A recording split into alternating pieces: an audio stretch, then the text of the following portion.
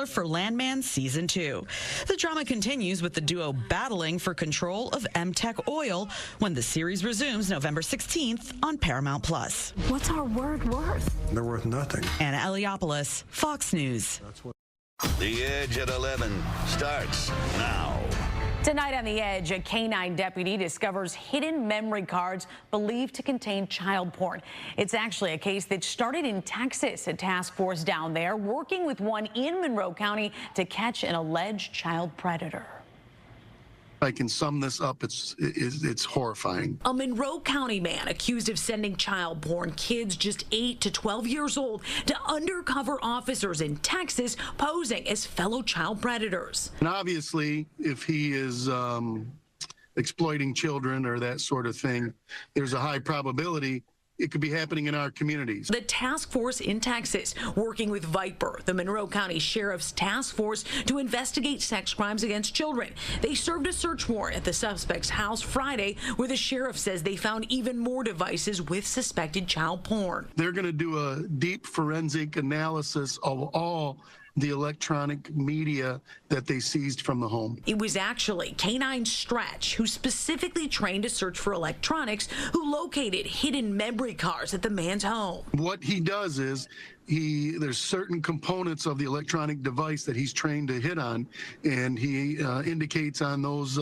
devices. K-9 Stretch was donated to the sheriff's office in 2022 by a local motorcycle club. They've gone in and searched entire residents and then let the dog go in, and he's found small flash drives hidden in shoe boxes in drop ceilings. This suspect will be extradited to Texas, but will likely face charges locally, too. We understand you want to protect those boundaries of your children, but please take a moment and analyze what they're doing on social media.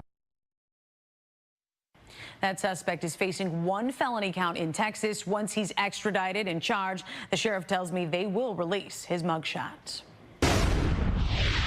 Unlawful imprisonment. Guilty on all counts. That's the verdict for both men who killed a man in Rochester Hills home last year. Joshua Zuazo and Carlos Hernandez posed as DTE workers to convince the man, Hussein Murray, that there was a gas leak in his home. Once inside, the men began asking him about money before killing him, robbing his house and tying his wife up. Murray owned a jewelry store in Hamtramck. After the verdicts, his family spoke with Fox 2. We have a verdict that is just, and we are satisfied and happy with the verdict that is just, and justice was done here. Our hearts are broken because no verdict of guilty can ever bring my dad back. That's up to you. But we will honor his life, his generous spirit, his strength of heart, and honor this woman with every breath we have. Both men will be sentenced December 9th. Tonight, we are seeing chilling body cam video from Grand Blanc Township Police. It shows the moment officers confront the shooter at the Church of Jesus Christ of Latter-day Saints. We do want to warn you the video may be disturbing to some viewers. Drop it now! Drop it! Drop it! Drop the gun now! Drop the gun! Drop it! Drop the gun! Shots fired. Shots. Officers demanded several times for the shooter to drop his weapon before opening fire. Investigators released a new timeline for their response to Sunday's shooting. After reviewing video and voice recordings, they determined it took less than 4 minutes to neutralize the threat. 2 officers running to the sounds of gunfire to save lives. Very courageous actions. This is what law enforcement is trained to do. And this is how law enforcement should respond to these incidents. That's what we swear an oath to protect and serve. We will never forget this incident, but I promise that we will not let this define Grand Blanc. Both officers involved have been placed on paid administrative leave per protocol.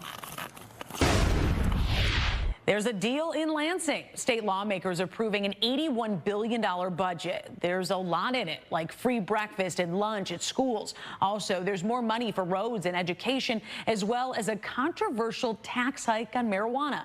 The new tax, some in the industry fear, could drive businesses out of Michigan.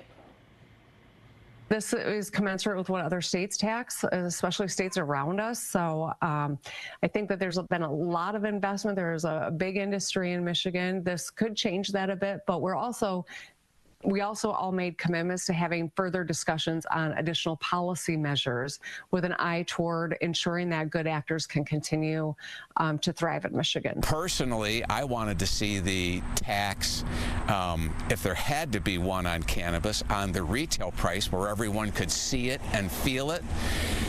That would have required a 3/4 vote.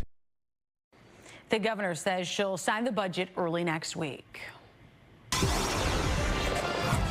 All right, we're heading into the weekend, and that means a look at the weather. We got a lot of football to be had. Doesn't quite feel like football weather, though, Steph. It really doesn't. It feels more like, I don't know, what sport do we play in the summer? It's just not necessarily anything that a lot of folks want to be out and about. And I've come across more people, though, that are actually kind of happy that the 80s have stuck around this long. Now, I do think we have one more weekend of this, and then I do think we don't see 80s until most likely next year. 84 degrees for our forecasted high today.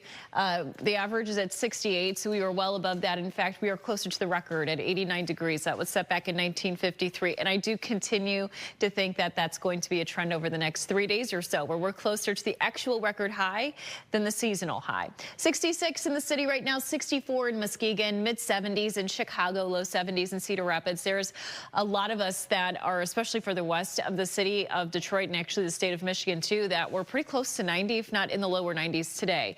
Now, we're not going to get quite as warm as that, but we do see a lot of mid to upper 80s as we move through the next 2 days. Rain free at the moment, areas north picking up on a few of those showers. Now, temps tonight will be falling through the 50s. I do think we bottom out at 58 degrees, so mild overnight hour. We're clear, we're quiet.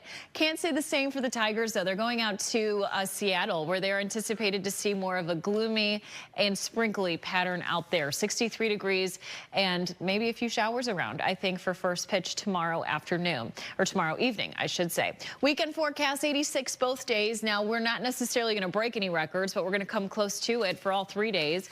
Upper 80s Saturday and Sunday, record high of 91 on Monday. We will not hit that. We're forecasting a high of 85. Now, with these warmer temperatures, we do see relatively low humidity levels, so at least they'll be bearable mid-80 degree days. They'll be dry. Really, the next chance for seeing increasing humidity is when we see our next chance of showers that arrives on Tuesday, and we have a pretty good chance of picking up on some rain as well late Monday into Tuesday. It is much needed rain here across the state. It's also going to usher in much needed different pattern for us here in terms of temperatures. We'll be in the 70s Tuesday, then we're back to the 60s as we head through the end of next week. Don't forget, you can always get the latest forecast by checking the Fox 2 weather app. You can download it for free in the App Store or head over to Google Play. Jess. All right, Steph, Detroit High School is striking up the band once again. For the first time in 20 years, Cody High's marching band took to the field. Fox 2's Lauren Edwards has more on the band's long-awaited return. It was homecoming night over at Cody High School in Detroit, and it was a night to remember. All eyes were on the field, not just for the players, but during that halftime show when that band took center stage, all eyes were on them. Take a look and take a listen.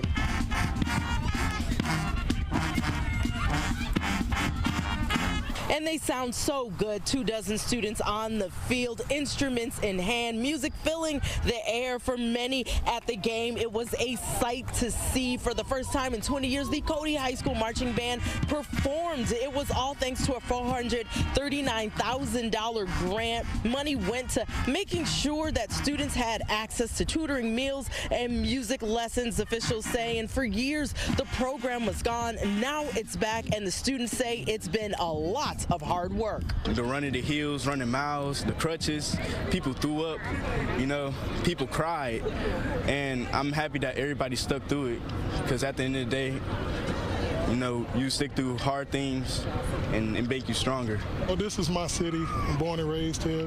I was a part of the great era when marching band was huge here in Detroit. And I want to see that glory come back to Detroit, where we had a lot of music and a lot of great musicians come from being in the bands here and so forth.